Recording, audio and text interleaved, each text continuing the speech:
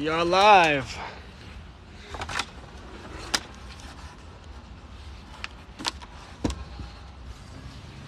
Let me see if I could manufacture somewhere for me to sit back here.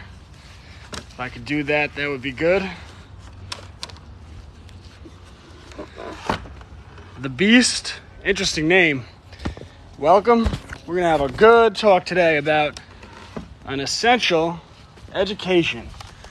First, I was finding if I could manufacture somewhere to sit, since I am still displaced and I am across the country visiting my parents, but I go home tomorrow, and as much as I love being with my parents, it will be nice to get home back to the homestead.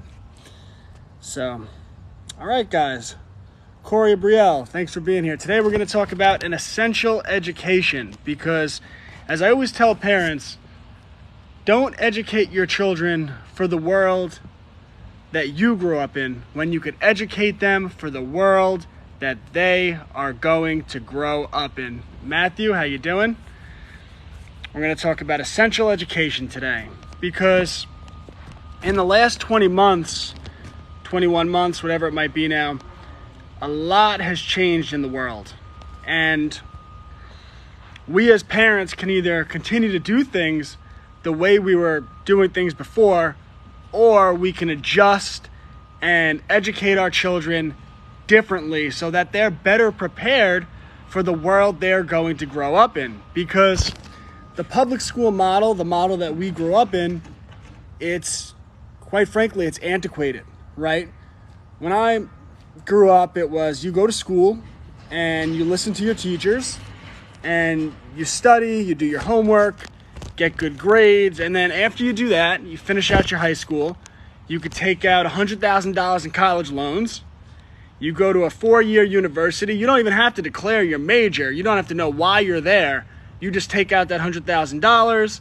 Maybe 2 years in, you finally declare a major. You figure out why you're there, right?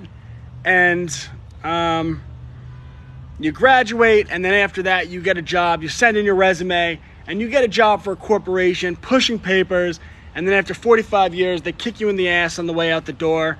And if you're lucky, they give you a watch. Hello again from Alberta. Thank you so much for being here. We're talking about the right way to educate children in the modern world. And I'm really going to cover a wide scope of what parents should understand about education in this episode. So happy to have you here. And we're going to have a good talk. Because 20 months ago, and I really do think this is a blessing. It's funny. God's world works that way. I really do think it's a blessing. Everything changed when they rolled out their big scary boogeyman. I'll talk in hobo code because you know how the algorithms work.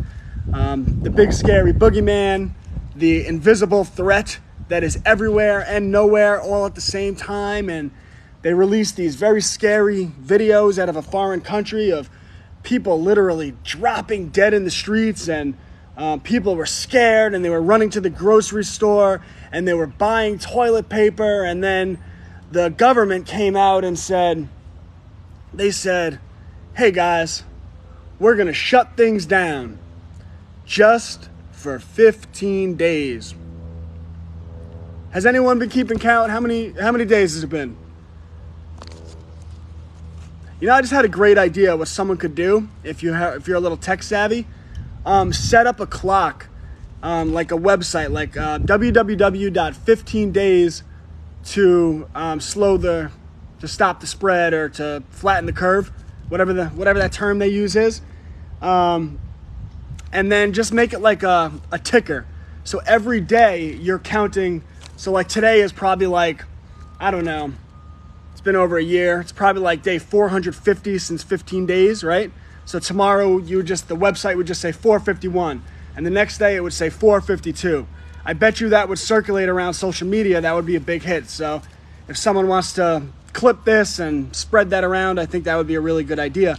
But they came out and they said 15 days to slow the spread, and then we learned just how authoritarian that governments all around the world could be, because before you know it, we were told that we can't go to grocery stores, and that commerce had been shut down, not just wherever you live, it doesn't even matter, it's everywhere, but commerce had been shut down all around the world. And we're seeing the ramifications of that today, right? You see all these ships off the coast of California. You see the skyrocketing cost of building homes with wood, the skyrocketing cost of buying a car and the cost of living.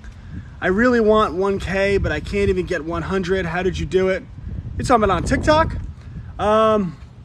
Yeah, I mean, I think the first 3 seconds, I mean, my first 3 seconds aren't as important anymore because I have a big following now. But when you first start out, your first 3 seconds are very important. And when I first started out, I kind of went for shock and awe type marketing, which I still do. I really enjoy that stuff. It's fun. Like I would hit water balloons with sledgehammers and stuff. But yeah, that would be my advice if you're just starting out. You also want to niche down and have one area that you post about, right? So I do homeschool and I do liberty, right? But my liberty stuff is related to homeschooling because I write children's books about liberty. So, I mean, that would be my advice. Another great way, if anyone makes a video promoting my books, I duet your video. So, I don't know how much traction it will get, but I do have 70,000 followers, and I'd be happy to do a duet on your video if you're talking about my books and my homeschool program. So, you just got to be creative. Point out hypocrisy, things that are funny.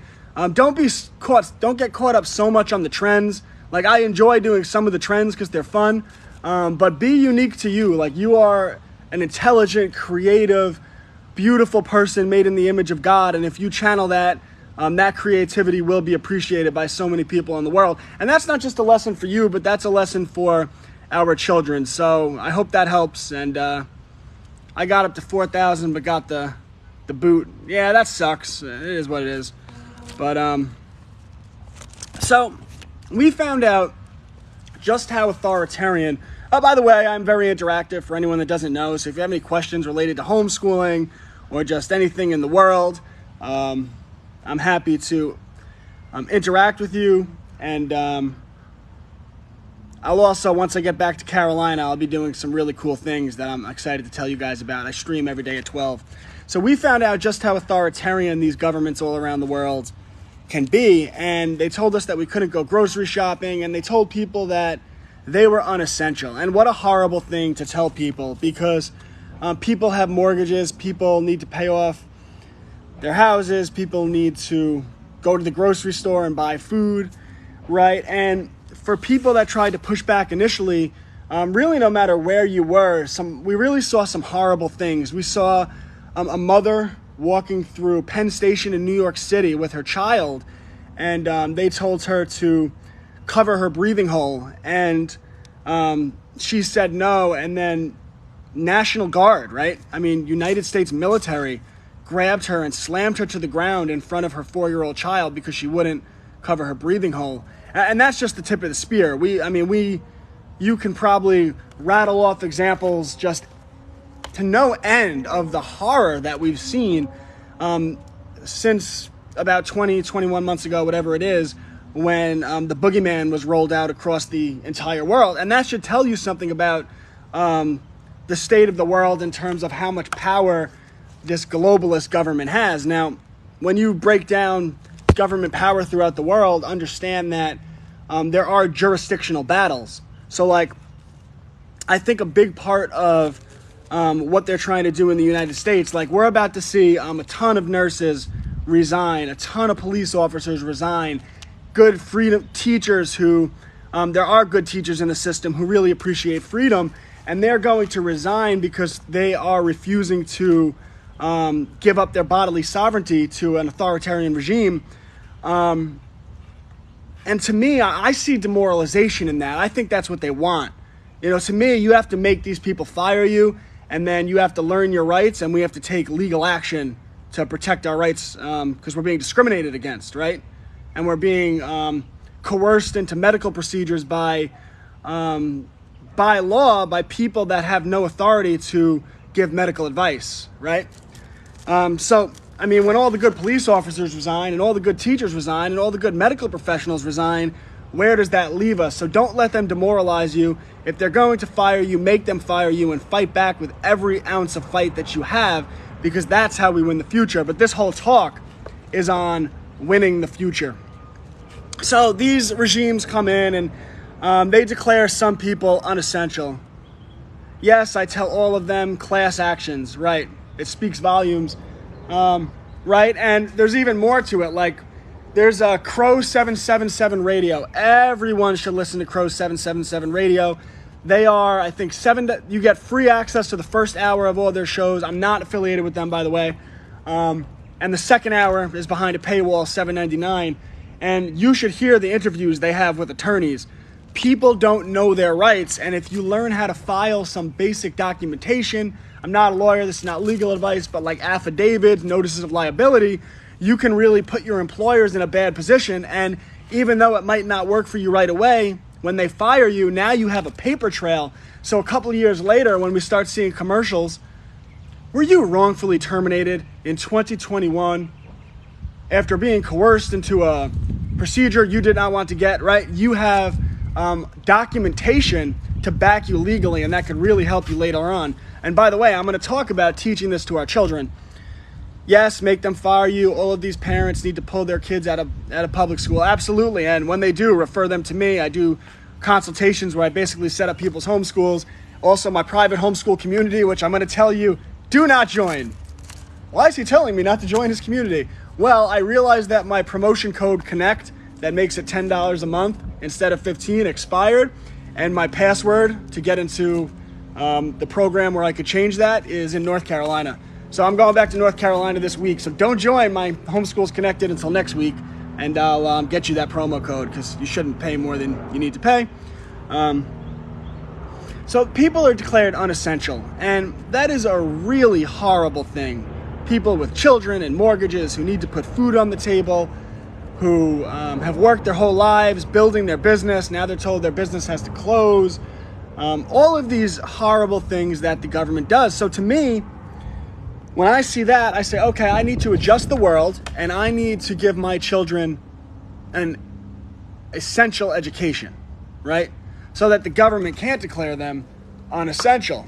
And the reason it can't declare certain people unessential is because they have skills that the government's infrastructure can't function without. Now, you don't have to apply those skills to helping out the government or anyone else, but you could apply those skills to starting your own business, taking care of your family, and building a better culture, a better society. And of course, the more people there are that have these type of skills, the less controllable we as a people are. My son will be 5 in March, and I will be homeschooling, but I really don't know where to start. You should go to my website, www.classicallearner.com, check out my consultations, and then schedule a consultation with me, and I will essentially set up your child's entire homeschool. I put a lot of time and effort into all my consultations, and I promise you, you won't be disappointed. Hey, Taylor. That's my niece. Oh, that's okay. Hey, Taylor. When she was on the cement, I'm like, ah! Yeah, she needs her mama. I'm on vacation across the country, so I am I'm actually currently at my sister's house, and that is her little daughter having a meltdown. So, all right. So how do we prepare our children so that this back of mine, so that they can't be declared unessential, right? Because to me as a parent, I think that's very important.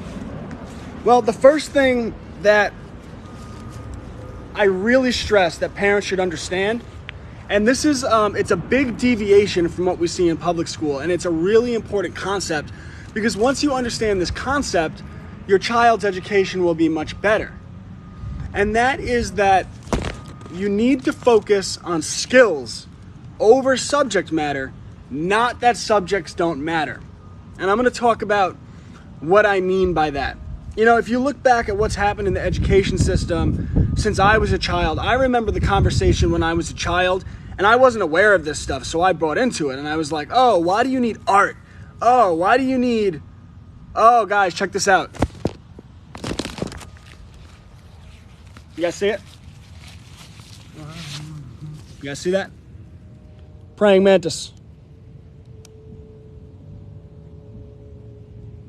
Hey, little fella. Hi. Praying mantis. Can you tell I bought a forest and I live on a homestead? I'm like, oh, I gotta stop what I'm doing. There's a praying mantis.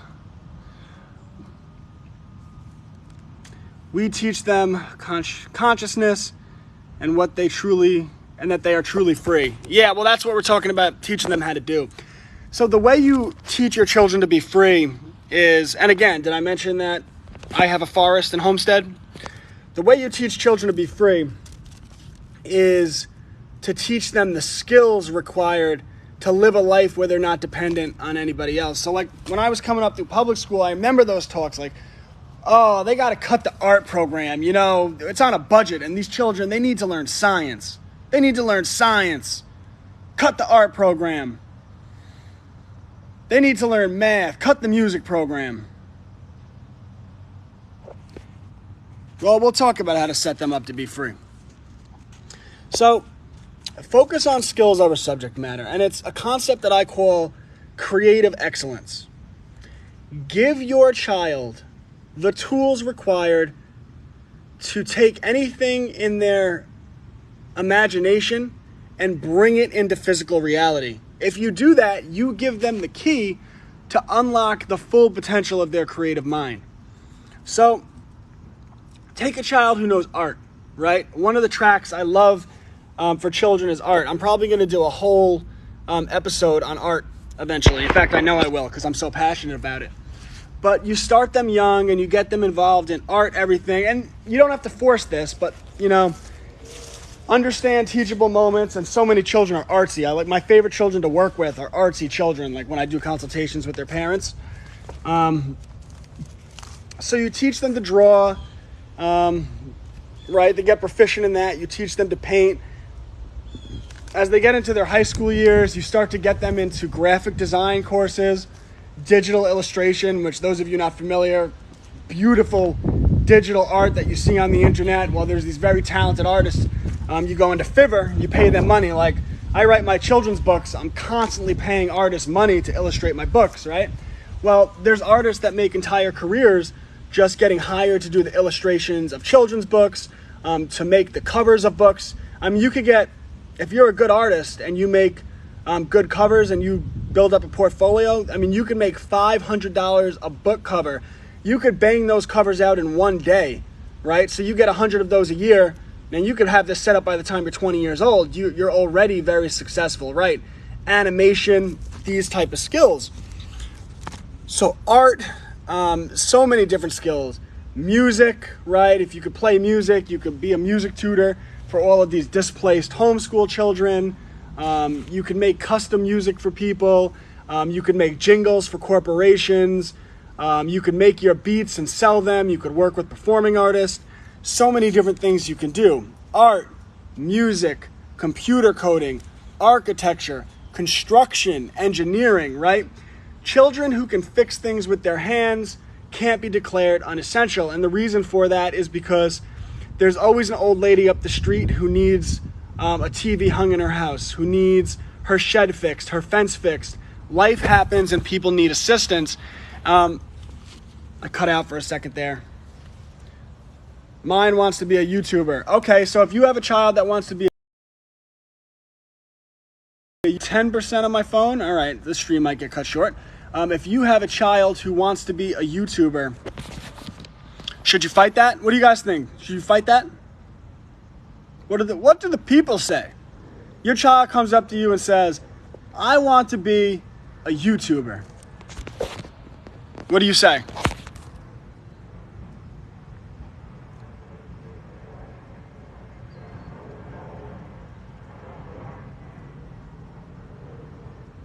Our subconscious mind learns its life program in our first 7 years. Encourage it. Let them fail, but they'll learn. They won't fail. Failure only occurs when you fail to learn. So if they learn, they've already succeeded. That is not going to be a career that will last forever. So what? So if your child wants to be a YouTuber, you tell them, okay, you can be a YouTuber. So what I need you to do is you're going to start on a track where you take courses. I wouldn't encourage it. Well, you need to start on a track where you take courses in videography, right? So the first thing I need them to do is sign up for the 14-day filmmaker and learn the basics of videography. And then after that, I'm going to have them take increasingly complex videography courses to the point where they're learning to make digital illustrations, the same type of illustrations that are made, or animations that are made in Pixar and Disney. I recently listened to an interview by, I don't like the guy, but again, as I tell people, by the way, out pity for full life. Thank you for being here. You're awesome. I recently heard an interview with Mr. Wonderful. Again, I don't like him, but if you think you can't learn things from people you don't like, you're a fool. So Mr. Wonderful was talking about his current business operations, and he said he was shocked that he is now paying 6 figures to these young people who are able to make him 1-minute videos that could go viral. And corporations all over the United States of America right now are paying out 6 figures to young people who could take concepts, put them into a video that are 1 minute long and achieve virality. So the idea is that if your child wants to be a YouTuber, maybe they will be a successful YouTuber or not. But what we're going to do is take that interest and use that to teach them skills. So they're going to learn videography, they're going to learn animation, they're going to learn art, drawing, graphic design, they're going to learn business. You're going to prompt them to set up their own, we're going to prompt them to set up their own website, and you're going to teach them a variety of skills, right? You're going to teach them on how to make merchandise, t-shirts, whatever it might be. Use sites like Gear Bubble maybe, so that they don't have to actually physically put the merchandise together, but they could kind of contract it out through a third party, and they and the t-shirt printing company both get a cut. So you're teaching them how to do basic business things. You could teach them how to do marketing, have them read books on social media marketing and the different strategies that people use. So you're having them learn about marketing, learn about sales, learning about setting up websites, learn to become masters in videography, learn about photography, learn art and digital illustration, all because they want to be a YouTuber. There is no such thing as a child who is uninterested in learning. This is what unschooling is. You take what your child is interested in, you guide them, you challenge them, you let them know that this is their education, and if you're going to let them pursue these interests, then their education has to focus around those interests. So it's not just that you're going to make YouTube videos every day. You are going to become a complete master in videography, right? We can have them take Mix Major, which is a digital music creation course in which they're learning to create and cut together digital music, and now they could put that music, overlay that music into their YouTubing and videos, whatever they do. But the important thing is they're learning that skill in music, and all along you're teaching them how to be entrepreneurs, right? So someone who has the skills to be an entrepreneur, who has the experience being an entrepreneur, will, whether it's in what they're doing now or an opportunity they see later when they're 20 years old, will eventually find a way to make money, be independent, be free, and be successful in this world. Let me catch up on your comments here.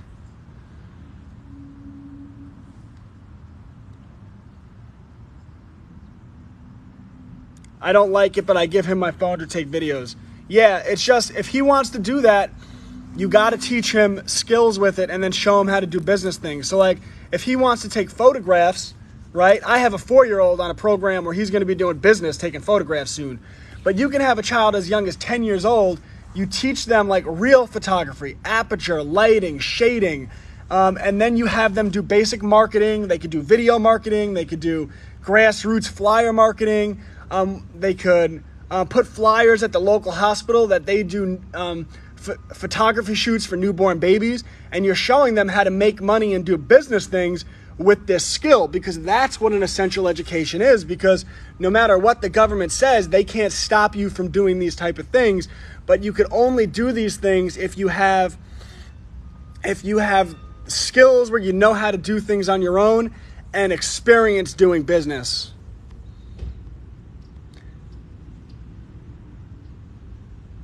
I'm doing homeschool through a charter, but they choose the curriculum. How do I go full homeschool? Yeah, I actually did a consultation this week with a family in that situation. You really just have to break free from the charter and do your own thing, or supplement what the charter's doing. I would break free from the charter. There's so many great curriculums and programs, classical conversations, the good and the beautiful, just so many good programs.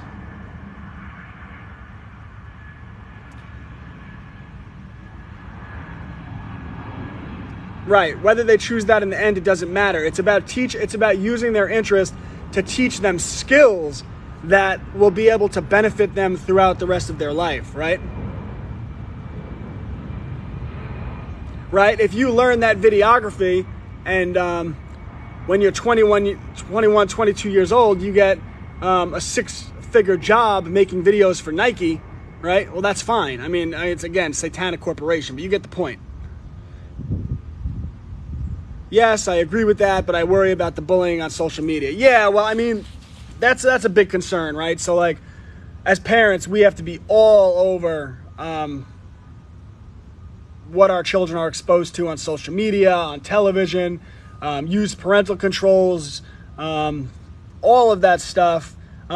So, everyone has to do what's right for their family, but you ultimately have to find that balance as to how much access you give them, because I think if you deny them complete access, it almost creates like a fetish for it where they become obsessive over it. So it's a thin line, but yeah, I balance that every day with my children.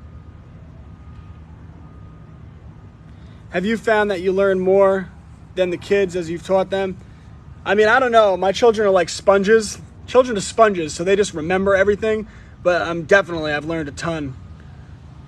I've learned so much from my kids. Love this. Bought all your books as a part of my curriculum, homeschooling.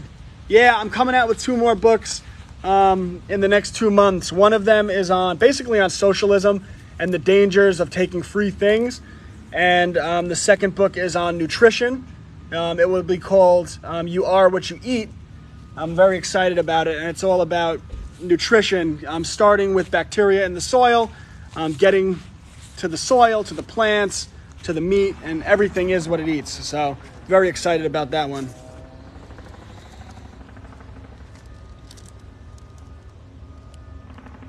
I took kids out because the school teaches bullying and racism. I mean, it kind of does. I mean, my opinion on bullying is that your child should be doing mixed martial arts. Like, my 3-year-old already has done jiu-jitsu. And the only reason I stopped is because we moved across the country, but he's already eager to get started. We're going to start as soon as I get back to Carolina next week.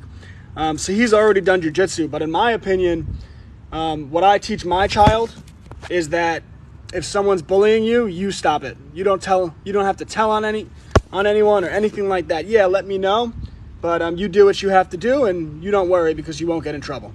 So, like, to me, you start children in Brazilian Jiu-Jitsu as young as possible. And the reason for that, by the way, these are more skills, right? Because they could later open a gym teaching other children, teaching children Brazilian Jiu-Jitsu when they're older.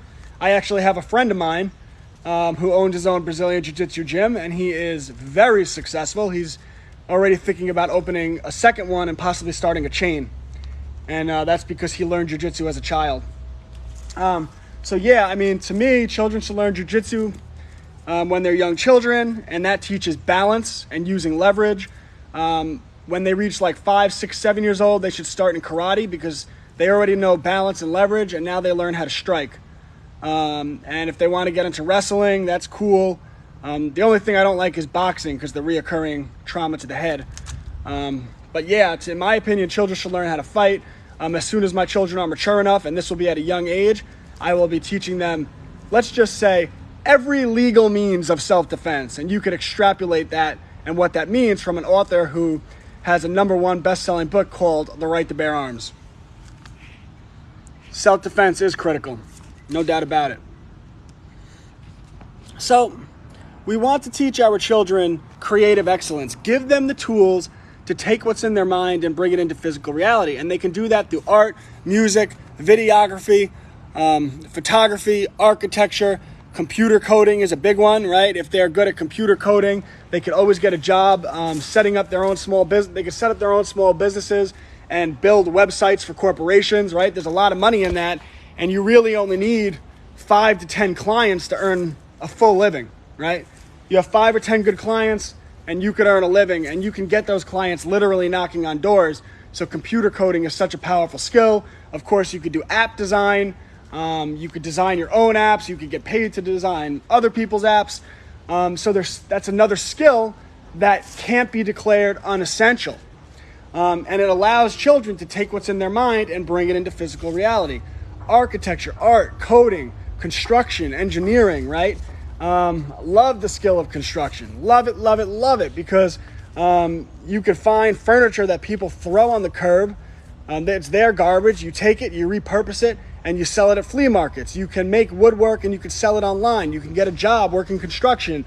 You can start your own construction business. You could start a business as a handyman. You could team up with an electrician and start a business making custom-built saunas for rich people or regular people, whatever. There's so much you can do with that skill.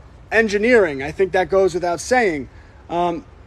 Interior design, cooking, right? You could open up your own restaurant.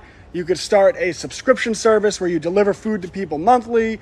You could get there's so much you can do. You could work as a private chef. There's endless things you can do.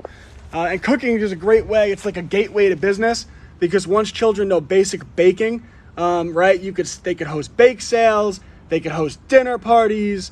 There's so many different things they can do to learn basic business with those skills. So it's something I'm really passionate about. Gardening, yes, gardening is a big one, and I'm actually going to get more into that because this started with an essential education, and the growing of food is part of an essential education. Homeopathy, right? The ability to basically do Eastern medicine. Now, you don't have to market yourself as a doctor to do certain things, right? There are remedies that you could put together as long as you don't market them as for medical purposes, but there are ways around that, in which you could earn a good living growing herbs, putting them together, and doing cool things. Coffees, teas. I actually think my wife, who is an acupuncturist, she might actually start doing that as well. We might start growing herbs, and she might start selling teas and things of that nature. So if she wants to do that, I'm very excited for her. My wife is an absolute crusher. She's probably the best esthetician I've ever seen. You should see her clients. They just clamor to get their eyebrows done by her. And now she's an acupuncturist, and she's just a very talented woman, and very lucky to have her. Foraging, identifying plants, but homeopathy, music. So these are all skills that give your children the tools to take what's in their mind, bring it into physical reality. And I couldn't possibly think of all of the potential ideas that your children could come up with over the course of their life, businesses they could start, different things they can do, all made possible by teaching them these skills. But what the public school system does is it says, no, don't worry about skills. What you need to do is a lot of textbook work, memorize these scientific equations that you'll never use, memorize 10th degree calculus that you'll never use, memorize historical information that's probably completely false and designed to turn you into a victim, an oppressor, a slave, whatever it might be. Right? All of this nonsense that they teach in public school, well, they don't teach skills because they don't want you to be able to do these things. So if you give children this creative excellence and you teach them skills, right? You teach them the skills so that they can take what's in their mind and physically produce it in the world. And then you mix that in with talent stacks, which is the concept that your children need to have as much experience doing business as possible, which is why in all my consultations, as young as 5 years old, 4 years old, I start children with doing business things. So you just, as a parent, you're constantly readjusting, seeing teachable moments, and with everything children do, you start them toward doing business things. I'm actually, a consultation I'm doing this week, I'm going to start a little girl, 8 years old, on a track where I want her to get her own book published, right? Because when a child grows up and they have a ton of skills, right? They know architecture, art, computer coding, construction, engineering, design, cooking, homeopathy, music, photography, videography. They have all these skills, and they have a literal lifetime of business experience. They will find their own path. They will find their own path. And that is what an essential education looks like. But of course, it doesn't stop there, because with business experience, they have these skills, they have this business experience. You need to focus on financial literacy from a very young age. One of the big lessons that I'm into teaching young children are the dangers of debt, right? About credit and credit cards. By the way, I did a great episode that I posted on the Classical Learner YouTube page earlier this week that was all about teaching children financial literacy. Everything you need to know to make sure that your young children are more financially literate than I'm a Speak. Thank you so much. I looked up what those means, and that is, in fact, that's money, and it's really cool, and I appreciate you sending, I don't know exactly how much, but I appreciate you sending, I don't even know what that thing is to me, a finger heart. Cool. I really appreciate that. I always tell people, support what you like or it goes away, and that's why I probably send, I don't know, like $200 a month in total, probably more than that, to creators on the internet who I think are doing good things. And I have in-group preference, so this holiday season I'll be getting all of my presents for people in my family and friends will come from small businesses of people that I know and I associate with, because I have to support them even if it costs more money, because the more people that own small businesses, the less controllable they are, and the less controllable people are with certain type of mandates, the more likely we are to be able to push back against them and achieve freedom, and our children will be able to grow up in a free society. Thank you for giving us this knowledge. Yeah, this is my life's purpose. So I'm more than happy to be here, and I'm very lucky to be able to do this. I'm very grateful to God that I'm able to do this. I'm grateful for my health. I'm grateful for my wife. I put God first. I put my wife second, and then I put my children behind my wife. And if I follow that order, everyone will have what they need to be able to live a good life. So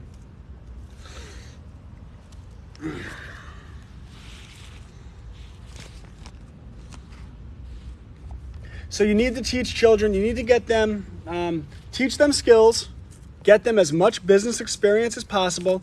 I know a 9-year-old girl who started a business putting her custom art onto Christmas elves that she runs. I don't know if she's running it this Christmas season, but she ran it last Christmas season. And she sold all of these Christmas elves all over her school.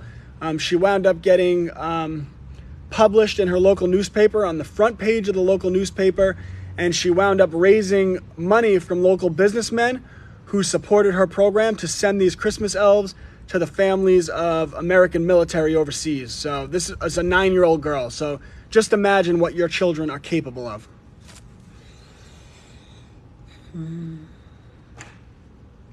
So you teach them financial literacy. You get them Dave Ramsey's Financial Peace Jr. when they're young. Teach them about saving. The Investment Ninja book. Teach them about different forms of investing. Finance 101. Teach them about credit card debt. Start them on Monopoly Junior to teach them the difference between assets and liabilities. Cash flow for children. And then cash flow, board games, so that they can start learning to read the financial statements of companies. Think and Grow Rich. Rich Dad, Poor Dad. The 4-Hour Work Week, all of these books that teach them financial literacy. so that they don't fall into debt and they do become less controllable. And then if they do that and they're not in debt and they understand the levers of tyranny, they can get their own land, and you can teach them about gardening. They can grow their own food, right? Because right now, certain grocery stores won't let you in unless you capitulate to certain types of authoritarianism, right? And who knows where that's going to go with, thank you for that, Rose. Who knows where that's going to go? Who knows where that's going to go with the passports, right? And all of this type of stuff. Do you have a book list? Yes. So if you join my private homeschool community, which I would tell you do not join right now, I realized that my promotion code that makes it $10 a month instead of $15 expired. And my password that I need to change that code is on a piece of paper in North Carolina. And I'm in New York. So next week, I'll put that promotion code up. You could join next week. Unless you want to pay $15 a month, which some people do pay me more just because they like to support me, which I really appreciate. But yes, I do have book lists of books that I recommend for children, and there's a lot of history books as my background's in history. So we teach them gardening, and of course the Cubs to Bears children's book series. Good Bears Always Tell the Truth on morality, free speech, social media censorship, and the First Amendment. The Right to Bear Arms, the Amazon #1 best-selling book. Operation Mockingbird and the Church Committee on fake news. The Bear from Jekyll Island on the structure of the banking system, talking about financial literacy. I think that's it. I got 2 books coming out next month. And finally, we want to teach children their rights. And a lot of that comes through an early childhood, teaching them like just the basics of the American Constitution, how it's functioned. Tuttle Twins makes a lot of good books on that. Tuttle Twins makes a lot of good books on that. And then as they get older, you have them do work directly with the Federalist Papers, with the Constitution, with the Declaration of Independence. And then there are, forgetting the names of them. There's the Crow 777 radio series, but there are also programs that are designed to teach children common law, but I don't have my computer in front of me, and the name is eluding me. What is it? God. Anyway, I'll try to look that up and let you guys know next time. Where can I find these books? So if you go to the link in my TikTok profile, it's a link to the Direct Me page for Classical Learner, and it links to all of my books. Hey, Dolly Girl.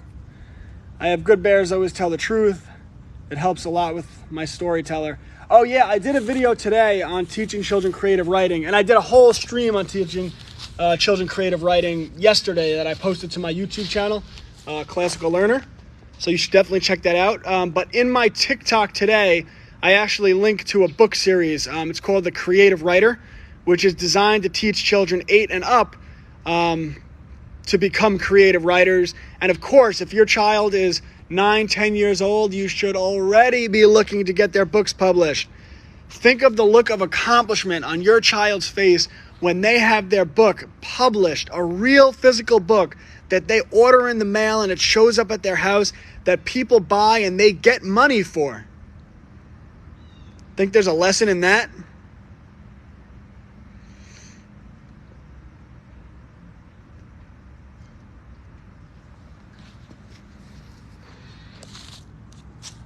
So that is what an essential education looks like. Start with creative excellence, skills over subject matter. Not that subjects don't matter, but a child who knows art and music and videography and construction and engineering and electrical and hair cutting and plumbing, or whatever skills you can teach that child, architecture, cooking, interior design, whatever you can teach them that is a tangible real world skills in which they can do things with their hands. And then you pair that creative excellence with talent stacks, so you get them business experience, marketing, sales. You could start as simple as lemonade stands, all the way to publishing books, all the way to starting their own businesses as contractors on Fiverr or whatever they might be doing. And then you teach them financial literacy, and you teach them gardening, and you teach them their rights. they will be very difficult to control when they are adults. And that is what we want when we educate our children.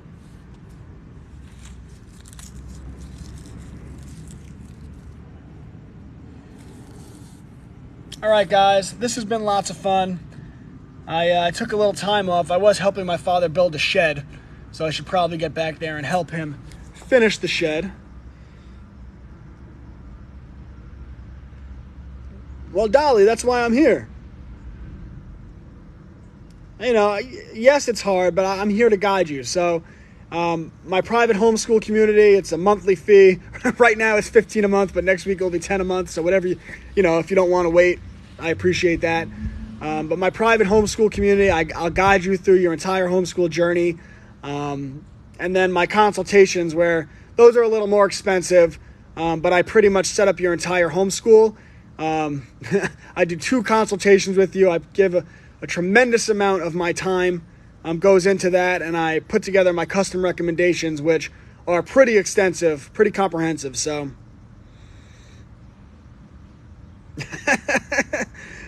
I don't blame you. All right, guys, this has been a lot of fun. Remember that freedom is not free. We have to earn it every day of our life, and it starts with personal responsibility and looking at the man in the mirror. Tell your friends about me. Pretty Obstinance, thank you for being here. Really appreciate it. All right, guys. I'll be back tomorrow at 12, I think, although I am traveling across the country tomorrow.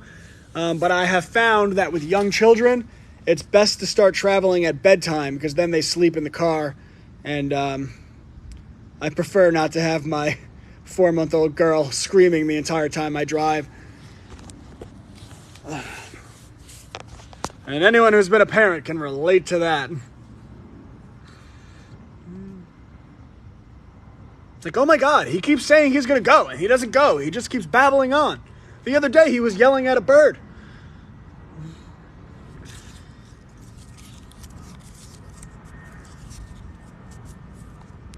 God bless.